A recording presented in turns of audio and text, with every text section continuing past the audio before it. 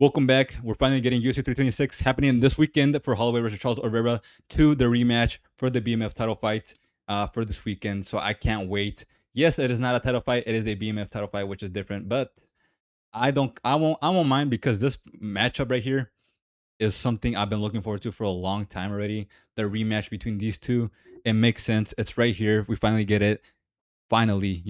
And it's been a decade since their first fight. It's been a decade. We finally get it. Is a lot of things has happened since then. They built a huge legacy after those their first fight. They went on a huge winning streaks, became champ, and then had a tough fights, and are both now coming off both coming off wins, and so we're finally getting this matchup. Finally, can't wait. And yeah, I'm super excited for this one. But anyways, let's start out with the very first fight of the card to start with our predictions of this of going on this weekend.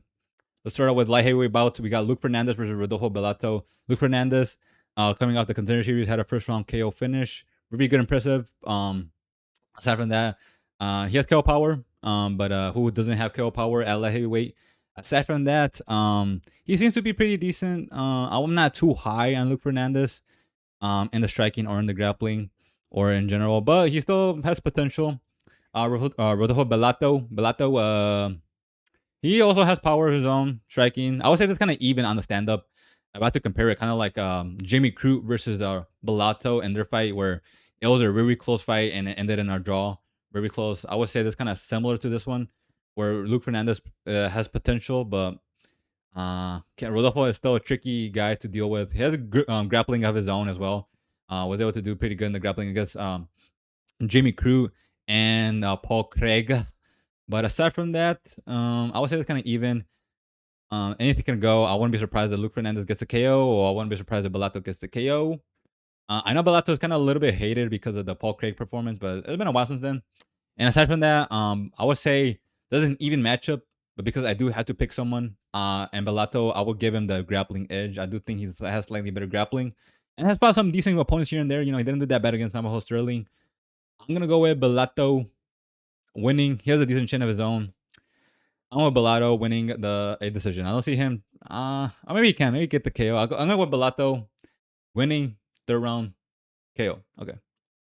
Next up at featherweight, we got Jung Lee versus Gaston Bolanos. Look, it's Ilya. Haha, hilarious, right? Everybody's making that joke. It's so funny, but you know. Anyways, Jung Lee stepping in on short notice of a week from the fight. He stepped in against another Korean fighter. I forget his name, but it was like Jung Song. I'm not even gonna bother, but he was stepping in for another Korean. I had the other guy winning the Korean Zombie Jr. I think that's his nickname. I had that guy winning against Gaston Bolaños, and that's because Gaston Bolaños is kind of underwhelming. His striking is okay. He's a bit stiff in his boxing, very stiff hands, kind of arm punchy, if I would say.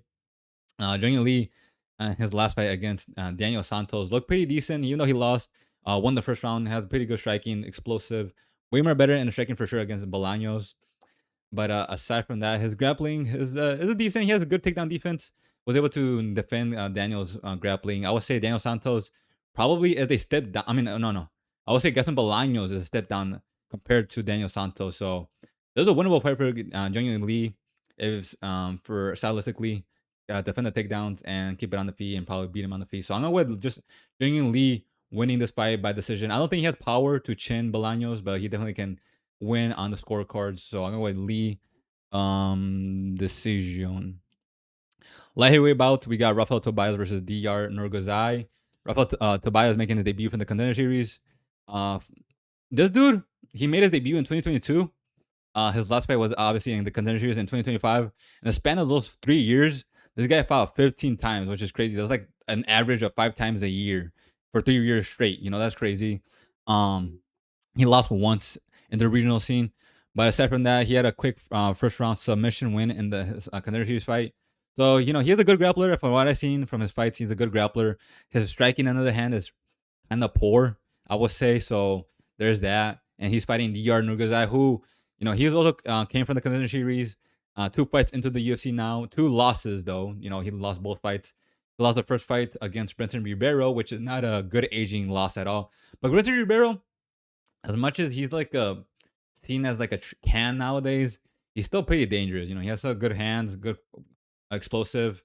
Um, and the way they were fighting Dr. He caught Ribeiro. He caught him. He went to the grappling, and then obviously got caught with an armbar. I think something like that.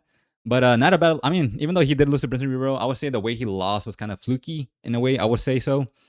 And then after that, he lost to some dude. I forgot his name. He lost to this dude right here, Salty Baldiev. This dude, I'm telling you right now, the Salty Baldiev is someone to look out for. I'm telling you right now, this dude's a monster. This guy, I'm looking forward to his next fight whenever he fights next. That dude, I'm really looking forward to. So I do not take that loss away from Dr. at all. Also, Dr. is a good striker in general. He's a good fighter. He kind of reminds me of like Uncle Ive when he fights, kind of similar from southpaw position. Very similar to Uncle Ive. Obviously not as good because this guy he's lost twice now. But aside from that, he also has like a tick, kind of like the Diego Lopez has like a tick when he touches his throat when he fights. Dr. touches his forehead like right here when he fights. Aside from that, that's not really an excuse as to why he's losing, but he's still pretty good. I would say obviously Dr. definitely has like the advantage in the stand up. I would say I would lean towards Dr. hitting a lot in the stand up and the grappling. I don't know. Dr. wasn't doing that better against Reggie Ribeiro, like I said. It's just he got caught in a submission. Um, so Rafael Tobias does have a submission game. So I don't know. I don't know if I trust Rafael Tobias in general. I'm gonna be honest to take down Dr. Or not take him down and then catch him in submission the same way Benson Ribeiro was because that was kind of fluky. But maybe he can. But I do think Dr. could get it done in terms of stand up. I do highly favor him in that sense. And because of that, I can shake off that fact. I'm going to go with Dr. I do think he could probably keep it on the feet for the most part. And then chin Rafael into the second round. I got Dr. winning a second round KO win. Yeah. Next up at flyweight bout, we got Sumudaerji versus Jesus Aguilar. Sumudaerji fights out of southpaw. Good left cross, but that's about it. He lacks in other areas, especially in the grappling. He gets easily out grappled. Jesus Aguilar, he's pretty decent. He only lost to two guys, which is Tatura Taira and Rafael Estevas, which are two really good aging losses. Obviously, Tatura Taira fighting for the belt next, and only lost once. And Jesus Aguilar never, Rafael Estevas, the guy he lost to, never lost in general. He's undefeated to this day.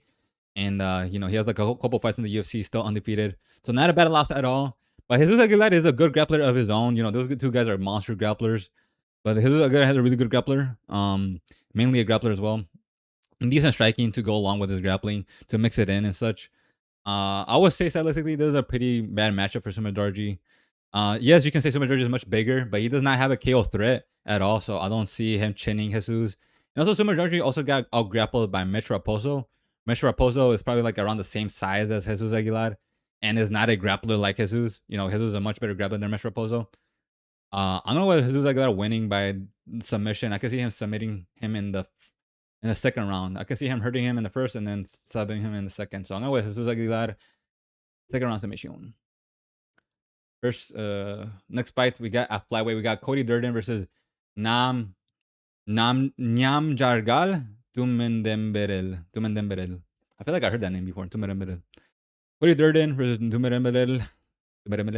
Oh, anyways, Cody Durden, another grappler, kind of similar to Jesus Aguilar in the sense of he mainly is a grappler, not an elite grappler, but still a pretty good grappler.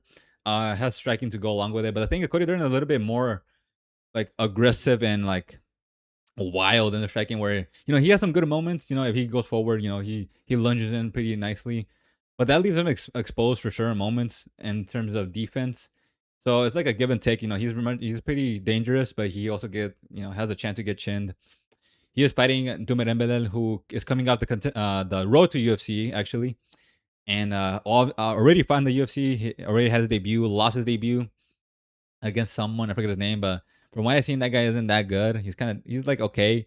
I would say he's not as good as Cody Durden for sure. And Cody Durden, I would say he has some decent grappling to probably give Tumendemberel trouble. Tumendemberel has some good takedown defense, but I would say Cody Durden is good enough to not be struggle taking Tumendemberel down, take him down and holding him down.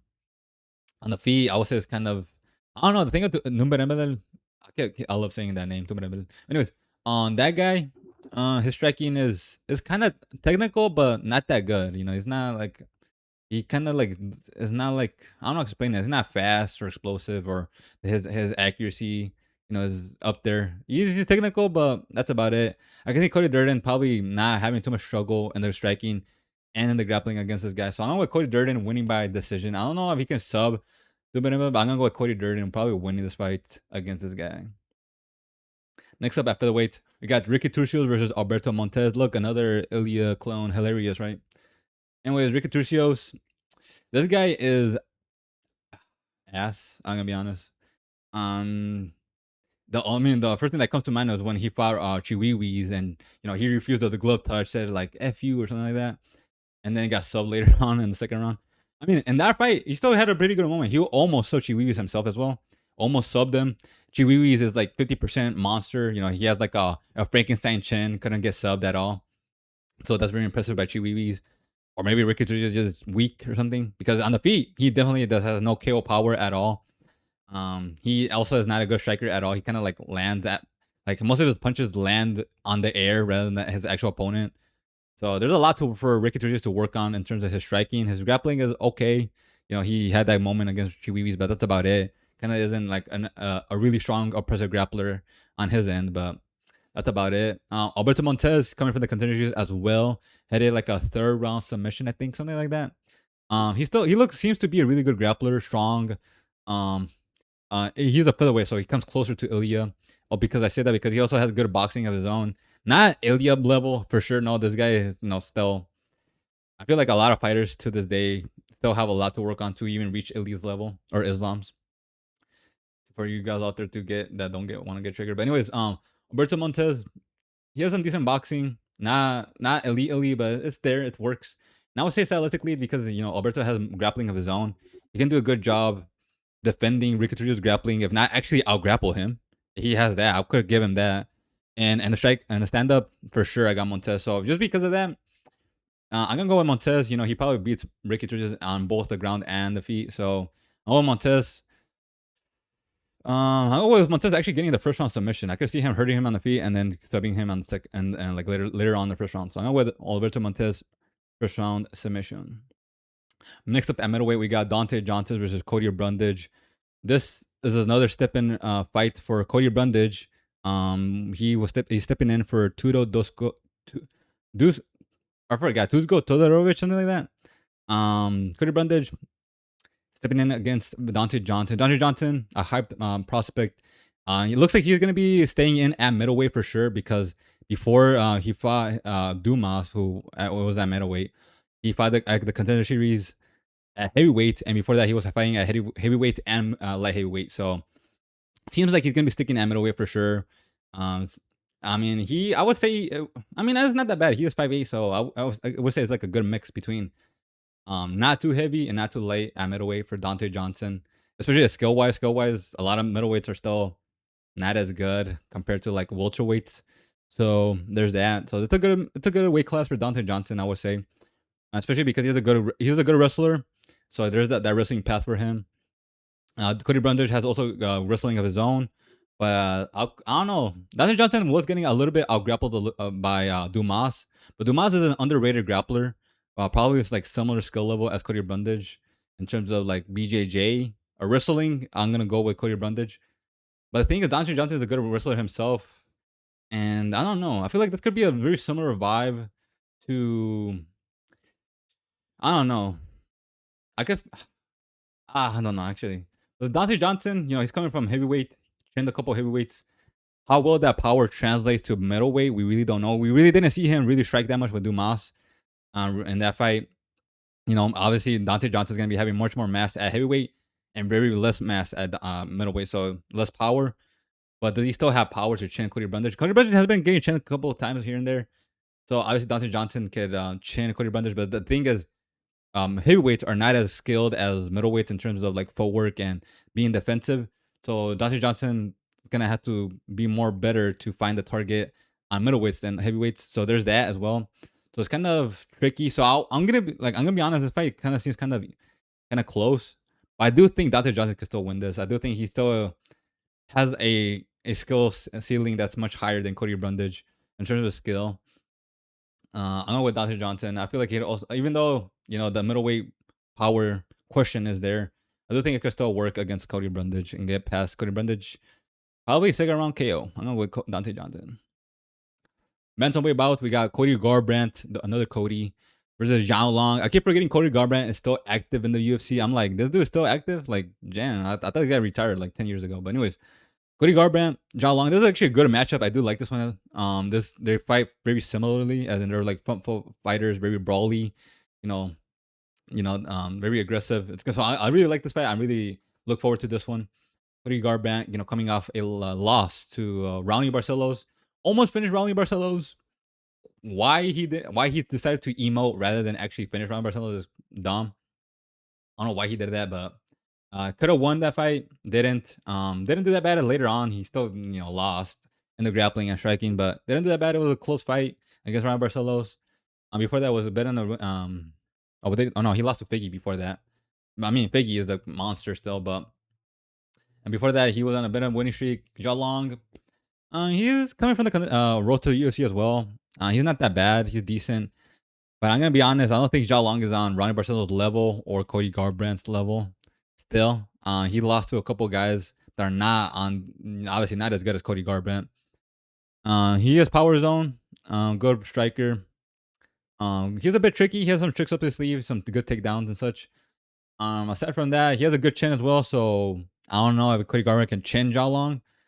But I do think Cody Garbrandt still is, even though he's still, he's pretty washed, he can still do pretty good against Zhao Long, someone like this guy who's still a bit green in the UFC and still really has, he only has like one win in the UFC. So I know with Cody Garbrandt probably winning by decision, having the better significant strikes and winning on scorecards. So yeah, I got Cody Garbrandt decision.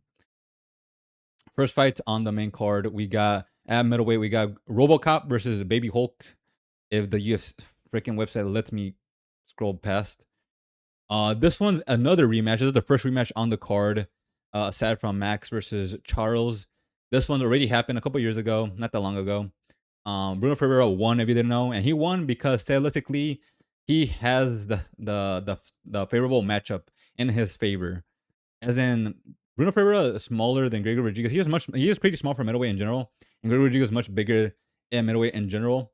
But the thing is, Bruno Ferreira kind of has like the Kevin Gastelum effect, where he is kind of small for middleweight, and so he's able to like be evasive and dodge a lot of the strikes from bigger, slower, heavier middleweights, giving him the speed advantage and the agility advantage.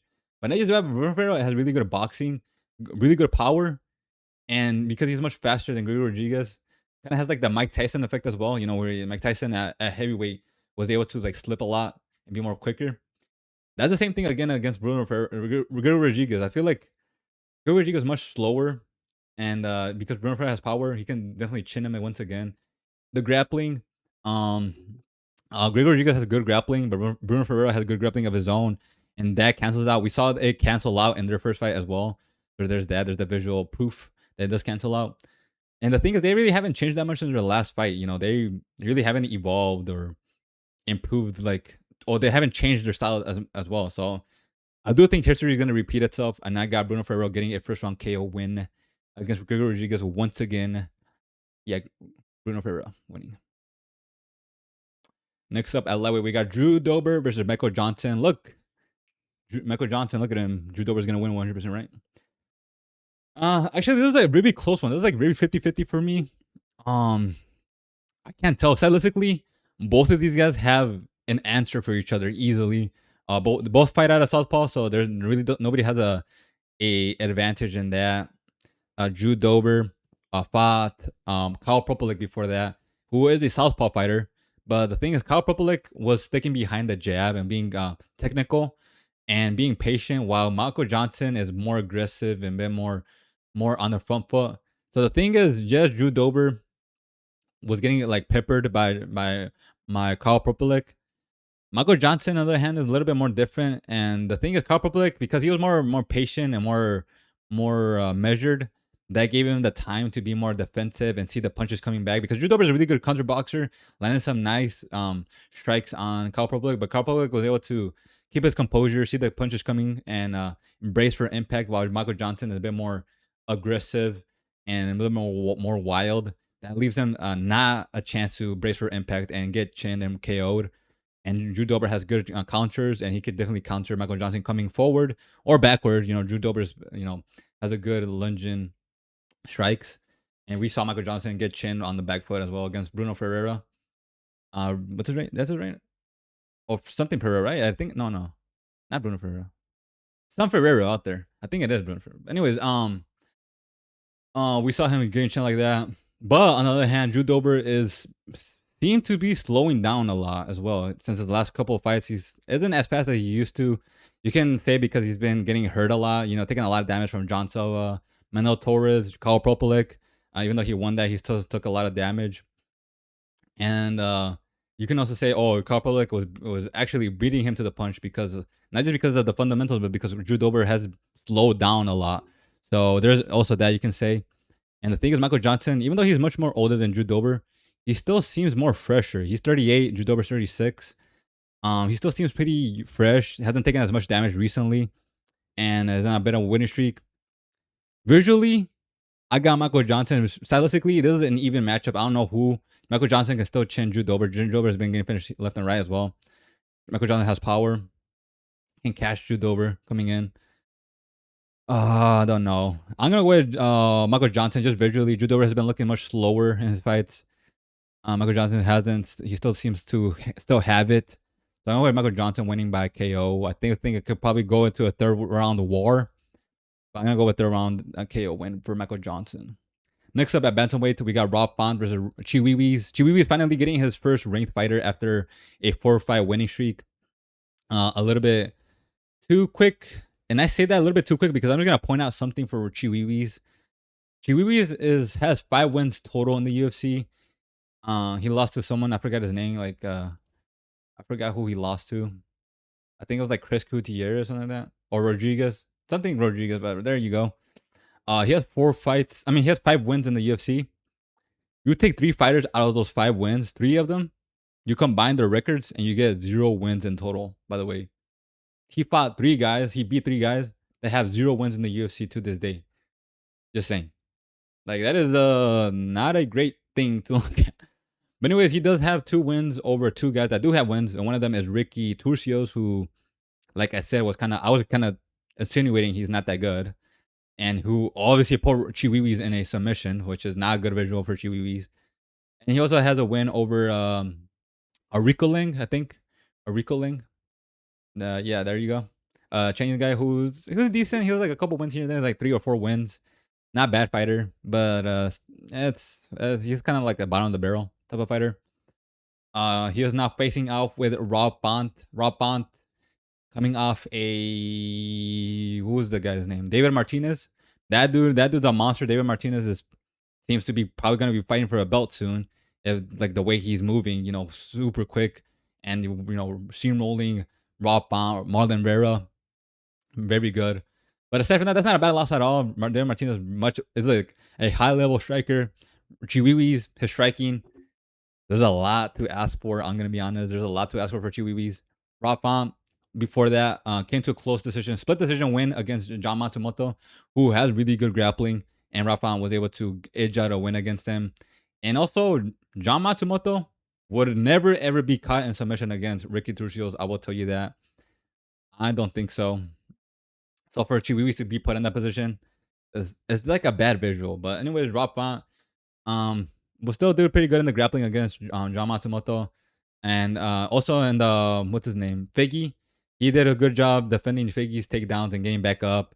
He did obviously in the before that he was getting ground controlled by Corey Sandhagen, but Rosas Jr. is not on the level of Corey Sandhagen's grappling or just being a fighter overall in general. He's not that level yet. He's still pretty young. He's like 21. Rob Font's 38, but he's still pretty young. So I don't know where the thing is, Rob Font's still pretty good. Like even at 38, he's still pretty good. He's still a dog. Chiwiwis, his resume is looking kind of fraudulent. I'm gonna be honest. I'm gonna go with Rob Font. I do think Chiwiwis still has a lot of potential, but I do think right now this is a big step up, and I'm gonna go with Rob Font. He's still pretty good, Rob Font, right now.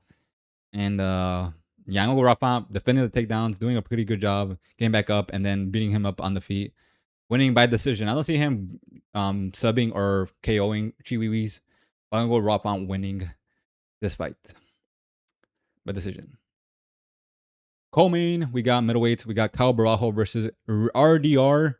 This one's a good one. I like this one. Kyle Borralho, he's really good, high level. What makes him really good is this guy is a mixed martial artist to a T. Kyle Borralho is the epitome of what you want to be for a mixed martial artist. He doesn't lack really anywhere at all. He is like really well-rounded, really good at every single category in mixed martial arts. And he strikes the grapplers and grapples the strikers. And he does a really good job mixing in the grappling into the striking and the striking into the grappling. He is a really good mixed martial artist. His stand-up kind of reminds me of yes, even though he kind of looks like Paulo Costa, his stand-up visually looks a lot like Robert Whittaker's in terms of the karate blitz. He has that. Not as good as Robert Whittaker for sure, but Kyle Borralho is slightly bigger than Robert, and he fights out of southpaw, so not exactly like Robert Whittaker. RDR, huge for middleweight, huge. He looks like a light heavyweight out there, just big, 6'4", heavy, crazy weight cuts as well. And speaking of crazy weight cut, the Brendan Allen fight, this dude fought. Oh, this guy had 5 fight camps, 5 weight cuts, and 5 fights in the span of like 11 months or like a little bit under a year. That's crazy. And yes, I will say that's a big reason as to why he lost against Brendan Allen. Because if you look at the Brendan Allen fight, RDR took him down in the first round and dominated him, destroyed Brendan Allen in the first round, almost finished Brendan Allen in the first round. Just saying, almost finished him, couldn't get it done. And then in the second round comes, he easily took down Brendan Allen, easily took him down, but got reversed and just didn't have the gas tank anymore to get back up. I do think RDR with a gas tank would be easily able to reverse Brendan Allen and still win the second round, if not finish him in the first round with a gas tank. Third round comes, he also the same thing happens. He easily gets the takedown, easily gets on top, but gets reversed and doesn't have the energy to get back up and loses. And so RDR with a gas tank, I can guarantee you right now, steamrolls Brendan Allen. Is just too many weight cuts, too many fight camps, too many fights in a year. 5, that's crazy. And the UFC, the guy below us who earlier was doing it in the regional scene, this guy was doing it in the UFC. So impressive for RDR. I do not take the Brendan Allen loss at all anywhere. I do not count it as like RDR is horrible or anything like that. Before that, he beat Robert Whittaker. Okay, so don't even forget that. I feel like people forget about that. He beat Robert Whittaker. Pretty good win. Robert Whittaker, like I said, kind of fights similar to Kyle Borralho fights similar to Robert Whittaker. But Robert Whittaker, much more faster, much more explosive, way more better striker, and good takedown defense. And RDR was still doing really good against Robert Whittaker. I feel like people are underestimating Robert Whittaker now because he's been losing a lot. But stylistically, RDR had the key to Robert Whittaker, much more bigger. He had those nasty knees. He has like deceptive reach as well. He has like I feel like fighters really don't understand RDR's reach in the very beginning of their fights, and that's what gives them trouble early on. But aside from that, RDR is still very good. I do think he's still very good. And I'm gonna compare them in the grappling. Kyle Borralho, yes, I know Kyle Borralho and Brendan Allen grappled in karate combat, but it looked like they weren't really trying. They were kind of just doing it just for fun. It looked like it. They weren't really competing, like killing each other or anything like that. They were just having fun, you can tell. But I do think RDR probably is a better grappler than Kyle Borralho. I'm gonna be honest. Probably can give Kyle Borralho trouble in the grappling with his size advantage. The way he mixes in the grappling into the striking as well. This guy also, is a decent mixed martial artist. Landed some nasty takedowns on Robert Whittaker. And he can out jab Kyle Borralho close the distance. The thing about Kyle Borralho is Imavov. Even though Kyle Borralho lost to Imavov before, he was on a huge winning streak and then lost to Imavov. Imavov still very good. Should be fighting for the belt soon. Hopefully, if Hamza isn't being retarded. If he isn't being a stupid fuck, actually defending his belt, Imavov should be next. You can say it's Sean Strickland, but Imavov, let's be honest, deserves it. In terms of like winnings. But anyways, Kyle Borralho, he's still good, but that was more of like a boxing match rather than like an actual mixed martial arts fight between Kyle Borralho and Imavov. RDR is gonna bring that mixed martial arts fight, and we're gonna see like two good mixed martial arts fight, duke it out. I love this fight, and but I do think RDR has that advantage in terms of the size. He's still pretty good. Really nasty grappling knees. Kyle Borralho isn't really a finisher. He only has one submission win in the UFC. His last KO was in the Contender Series, and he is a bit slow on the feet, I will say. And for RDR to go forward against Robert Whitaker, who is much more faster, and be able to go forward and apply his pressure, I feel like he can do the same thing against Kyle Borralho. So I'm gonna go with RDR winning a close fight, close decision fight. I think there's a 3-rounder. I think if not, I still got RDR. I do think he's still pretty good. I'm going with RDR winning by decision win. Out grappling Kyle. I still think the grappling is gonna be the biggest issue for Kyle. But yeah, I'm gonna go with RDR. Now for the main event, the one I've been waiting for this whole card, the one I'm super excited for like the beginning part of this year, the first quarter. Oh my goodness, I can't wait for this. Max Holloway versus Charles Oliveira. The first fight, I didn't know how it went down. Charles Oliveira obviously was like, "Oh, I'm injured," and gave up. I didn't give up, but like, it's debatable he gave up or not. That was like back when Charles Oliveira was kind of known as a quitter. He lost a couple fights to certain fighters like Lamas or Perez, where Max Holloway has wins over. And so, not a good era for Charles Oliveira. But then Charles Oliveira, a couple fights after the Max Holloway loss, goes up to lightweight, and obviously the rematch wasn't able to happen ever in a while because Charles Oliveira stayed out. Max Holloway stayed out bantamweight. Featherweight. My brain is freezing right now, but he stayed out featherweight. Charles Oliveira moved on to lightweight, and he had his legendary run, became champ. Crazy.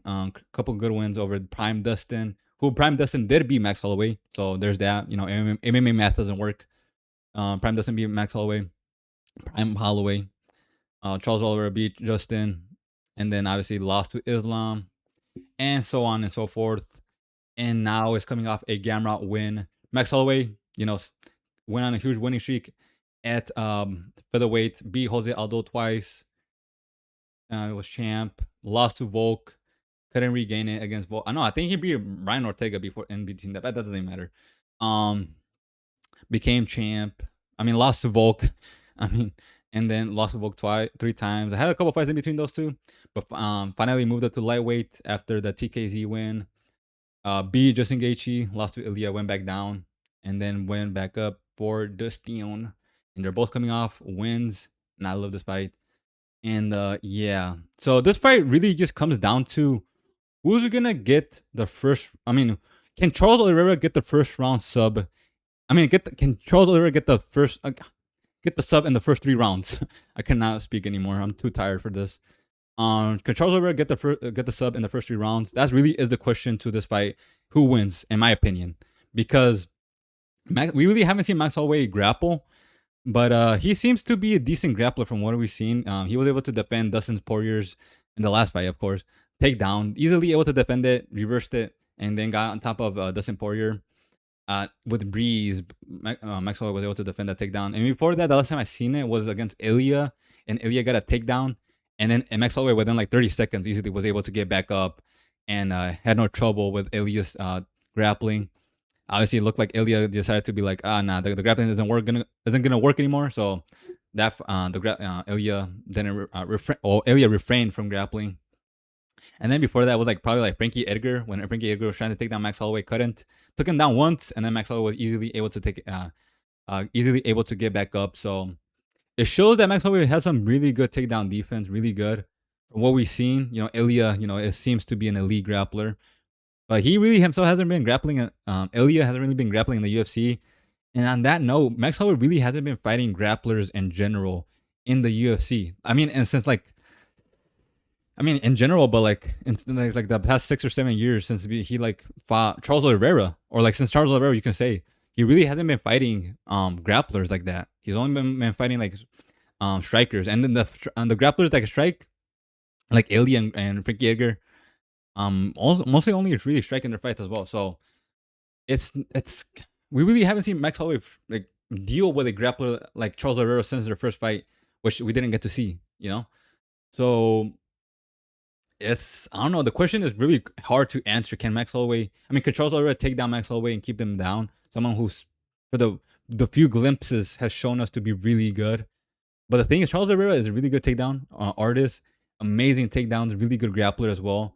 A scary submission game. The only three losses he suffered recently at lightweight was against Armin, Ilya, and Islam. And you know what they all had in common? They were able to not get taken down by Charles. Armin wasn't able to get taken down by Charles at all. I mean, yeah, there was moments where Charles was on top of Armin, but that was because Armin was inviting Charles to the grappling. Against Ilya, Ilya easily was able to get a land on top mid-air while Charles Oliveira took him down, which is crazy. Like, that is so impressive. And then Islam, obviously, Charles couldn't take down Islam, got dropped and got subbed. So, Charles Oliveira, if you can't take him down, I mean, if Charles Oliveira can take his opponent down, he is probably losing. But aside from that, he's been beating guys like Garbrandt, who's good grappling, good wrestling. Came to a close decision, lost to Armin, but that's because Armin was inviting the grappling. Max Holloway is not going to be inviting the grappling the same way Ilya isn't going to be inviting the grappling. Ilya decided to like, oh, screw this, and got back up and then chinned Oliveira later on. So yeah, so even though yes, you can say Charles Oliveira had a close grappling match with Armin, it's because he was inviting him. Max Holloway is gonna be refraining from that.